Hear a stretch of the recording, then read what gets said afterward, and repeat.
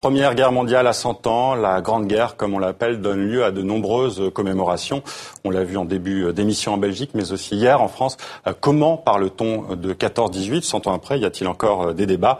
On en parle avec vous, Alexandre Lafont. Vous êtes professeur d'histoire contemporaine en France, spécialiste de la Grande Guerre, et vous participez à la mission du centenaire de la Première Guerre mondiale qui a été créée par le gouvernement français. Alors d'abord, quel regard avez-vous sur ces commémorations en France, en Belgique et ailleurs? Mais écoutez, il faut rappeler déjà effectivement que nous avons affaire à un centenaire qui est mondialisé parce que nous commémorons, nous nous souvenons ensemble d'un conflit qui a maintenant 100 ans et que à l'échelle mondiale, il y a des structures qui ont été mises en place dans différents pays pour justement accompagner ces commémorations, montrer aux contemporains qu'il faut se souvenir, qu'il est nécessaire, qu'il est bon de se souvenir 100 ans après de cette déflagration qui a embrasé en particulier l'Europe, mais le monde également ensuite. Et pourquoi on a l'impression aujourd'hui que ces commémorations ne sont qu'en Europe? C'est parce que c'est le début, tout simplement. Alors, évidemment, nous sommes au début d'un grand cycle commémoratif, en 2014, qui va s'étendre jusqu'en 2018, 2019. Et si les commémorations sont prises en charge, en particulier par les pays européens, il faut se souvenir que lors du 14 juillet en France, qui correspondait à la deuxième grande date de commémoration nationale, ont été invités à participer plus de 70 pays qui ont soit été confrontés à la guerre, soit qui sont nés du conflit. Et nous avons pu avoir des pays venus d'Amérique, d'Europe, d'Asie et d'Afrique également.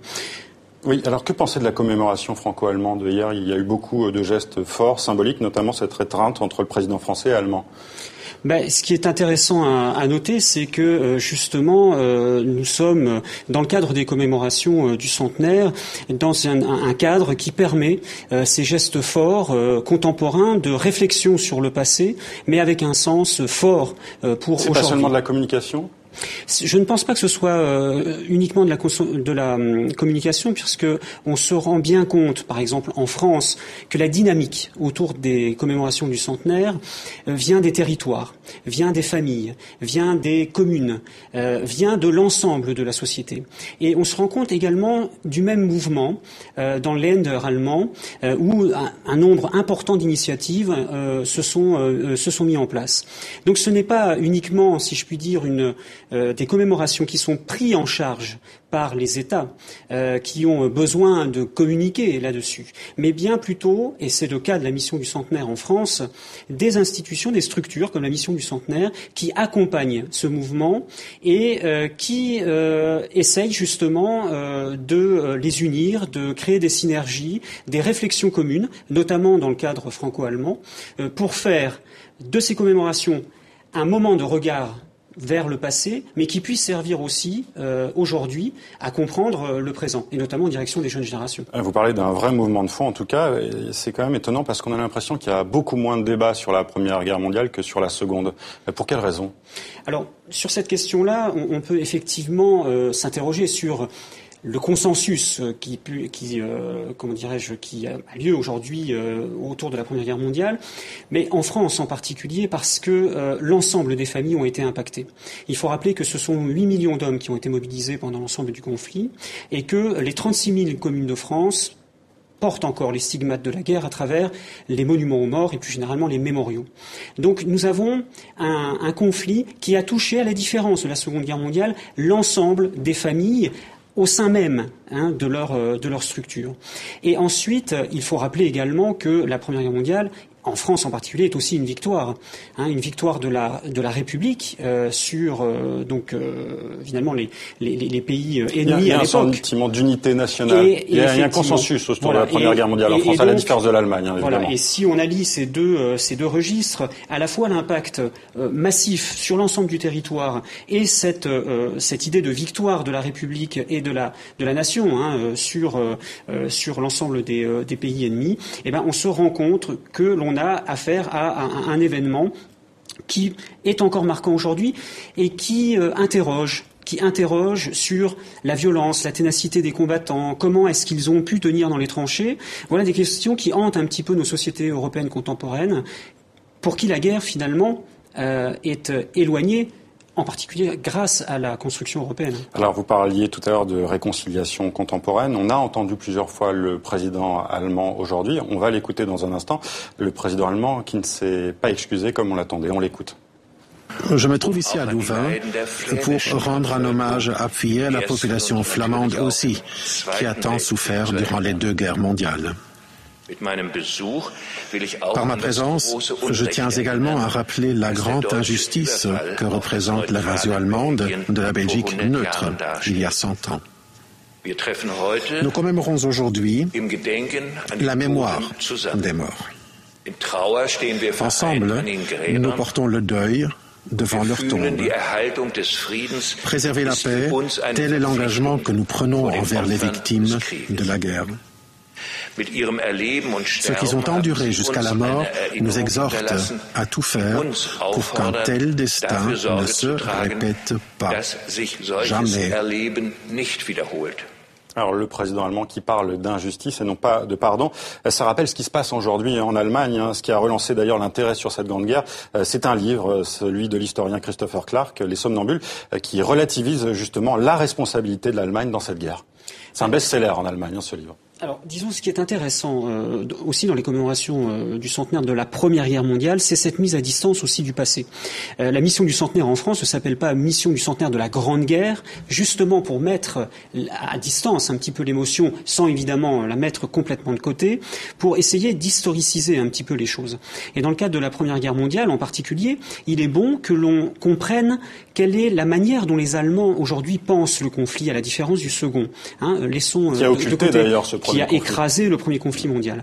Et pour les Allemands, évidemment, la situation en 1914 pouvait être et peut encore être lue aujourd'hui comme une situation d'encerclement géostratégique entre la Russie d'un côté et la France de l'autre.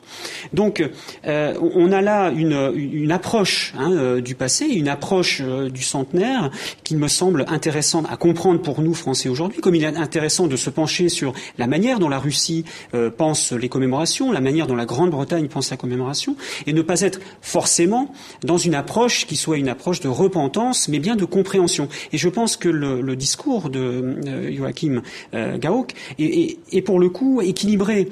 Il reconnaît évidemment l'injustice dans la guerre de cette invasion de la Belgique qui a précipité aussi... Il dépassionne en fait, c'est ça. Voilà, et qui a précipité la Grande-Bretagne, l'entrée en guerre de la Grande-Bretagne, mais tout en montrant que justement aujourd'hui il faut ensemble se souvenir de ce passé européen commun, de l'expérience dramatique des combattants pour justement se rendre compte que l'Europe qui vit en paix aujourd'hui est un cadeau qui a été richement... Justement, j'y viens. Il y a eu cet appel à la paix aujourd'hui de nombreux dirigeants européens. Il y a un appel à tirer les leçons du passé à Liège aujourd'hui. Alors, beaucoup pensent à la menace ukrainienne sur la stabilité européenne. Est-ce que ces rapprochements entre la situation de 14-18 et aujourd'hui, est-ce que c'est pertinent, ça, historiquement ? Écoutez, l'histoire ne se répète pas.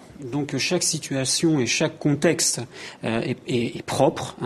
Et c'est le biais, justement, des historiens de comprendre les enchaînements et les contextes qui font qu'à un moment donné, il y a comme ça un passage de la paix à la guerre, par exemple, comme en 1914. Donc c'est une question qui est encore évidemment importante pour les historiens. Il y a des débats effectivement qui restent vifs sur cette question-là.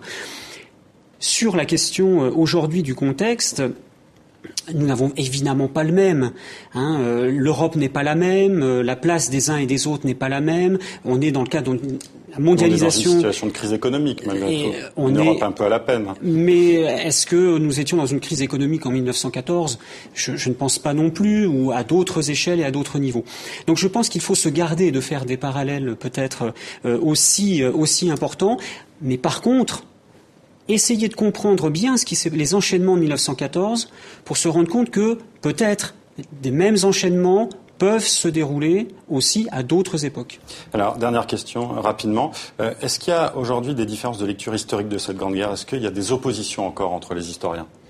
Alors il y a des débats qui sont évidemment vifs, et c'est le propre de l'histoire, justement de ce regard vers le passé. Il y a des faits, il y a les interprétations des faits. En France, il y a des querelles historiographiques sur les poilus, notamment, sur la ténacité. Qu'est-ce qui a fait que les combattants ont tenu dans les tranchées ? Sacrifices consentis Voilà, consentement pour caricaturer, consentement d'un côté, contrainte de l'autre. Évidemment, il y a un faisceau de facteurs qui expliquent la présence tout simplement des soldats dans les tranchées, le fait qu'ils aient tenu. Et ces débats sont plutôt sains, puisqu'il montre bien que le passé est aussi le présent. Vivant. Voilà, et le présent s'approprie le passé, et il est riche, ces réflexions et ces débats sont riches de réflexions sur le monde d'aujourd'hui. Notamment, encore une fois, en direction des jeunes générations. Il ne faut pas leur donner le passé comme un acquis, mais leur montrer justement que le passé, comme vous l'avez dit, est vivant, et qu'il faut continuer justement à entretenir ces réflexions. Et matière à réflexion. Merci à Alexandre Lafond d'avoir été le grand témoin de ce 64 minutes. Je rappelle que vous êtes professeur d'histoire contemporaine en France et spécialiste de la Première Guerre mondiale.